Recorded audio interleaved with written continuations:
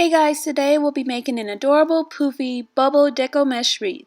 What you will need, I have a 14-inch wreath ring, and I have my deco mesh, and also scissors. Alright, let's get started. I'm going to start by placing one roll on top of the other, and I'm going to place the stripe roll on top of the solid roll. And I ultimately decided to go with white. I was debating between white or blue. You can go with either one. You can even mix up the two if you choose to do so. So, fold it to a nice little point. Pick your innermost ring, and we're going to tie the mesh in a knot.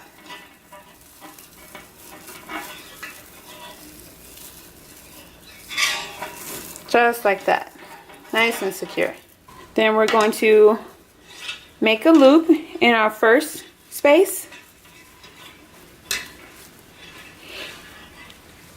Make a loop in the second space and also the third space. And when you're making the loops, try to make them as uniform as possible. If they're not the exact same, that's okay, but as close as you can get them. Just like that. Scrunch. Twist the mesh a couple of times. And start back on the first inner space. And I'm just going to repeat this step all the way around the wreath. Now the size of the poof, that's completely up to you. It all just depends on how large and poofy you want your wreath to be. So if you want a larger wreath, then make larger poofs. If you want a smaller wreath, then make smaller poofs. Usually the size poofs that I use, I need 4 rolls of mesh, and I layer my mesh. You don't have to layer if you choose not to do so. That's another option. So once I make 2 rows, just like this, you could definitely scrunch again and add in 1 more if you choose to do so. But I usually just go with 2 rows, and that makes a pretty decent sized wreath. Again, if you want it even larger, then go for it. Add 3 rows to each section. But you will need more mesh if you decide to do so. So I always say have extra mesh on hand just in case. So I'm just going to continue doing this all the way around my wreath.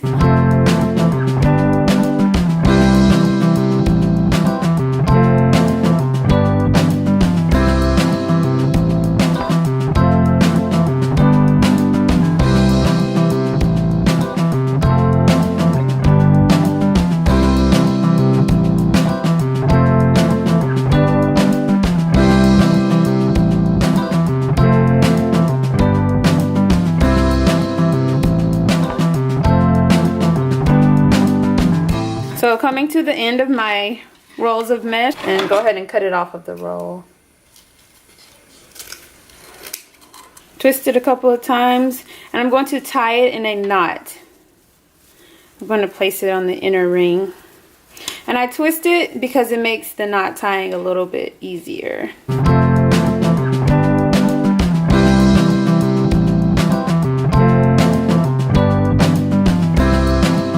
Just like that. And then I'm going to take 2 more rolls of mesh and start over just like I did at the very beginning. And don't worry about your knot. It will not be visible once you add in your other mesh. Take 2 more rolls and just repeat the same steps we did at the very beginning. Again, don't worry about the knots because they will not be visible once all of your mesh is in place. And just continue on all the way around the wreath.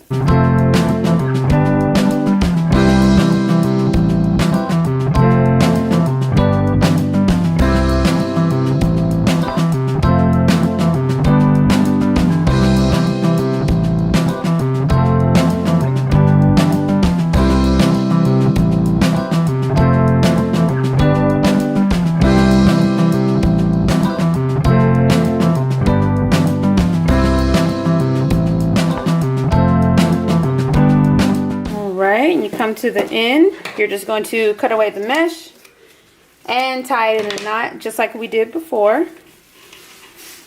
Again, I kind of twist mine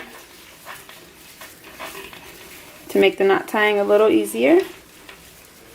And I'm going to tie it in a knot in the center so that it's hidden away by the mesh. And then once you tie your knot, you can cut away the excess. You can just tuck it away because it's not going to be visible.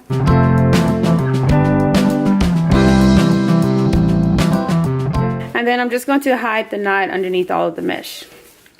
Usually I kind of separate my layers, but since I use this adorable stripe mesh. I think I'm going to leave it layered because it looks so cute, precious, and poofy, just like this. But you can definitely separate the layers if you choose to do so. You can add in any additional embellishments if you choose to do so. You can add an adorable sign to the center, a bow. The possibilities are endless. Just have fun with it and make it your own. But it's so cute, simple, and easy to make.